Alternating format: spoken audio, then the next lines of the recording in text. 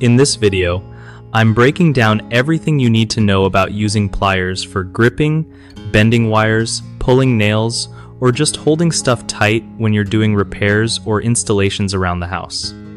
Alright, so first off, you want to pick the right type of pliers for the job, because not all pliers are made equal.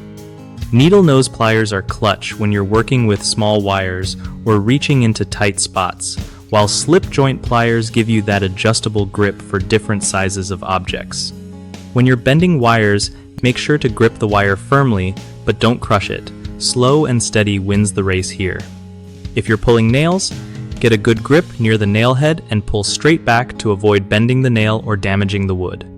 Don't forget to wear gloves because pliers can slip and hurt your hands, and always check that the jaws of your pliers are clean and free of rust to keep a solid grip. Use the handles with some leverage, but don't overdo it. You're not trying to snap your pliers in half. And when you're done, wipe them down and store them in a dry spot so they last longer. One of the biggest mistakes people make with pliers is using the wrong type for the job, which just makes everything harder and can mess up your project. Another common issue is not gripping firmly enough or slipping because the jaws are dirty or worn out. Easy fix, just clean or replace your pliers regularly. Lastly, trying to bend or pull stuff that's way too thick or strong for your pliers can break them or injure you, so always know your limits and use heavier duty tools when needed. BigHomeProjects.com is awesome for hooking up homeowners with legit local contractors who actually know their stuff and get the job done right.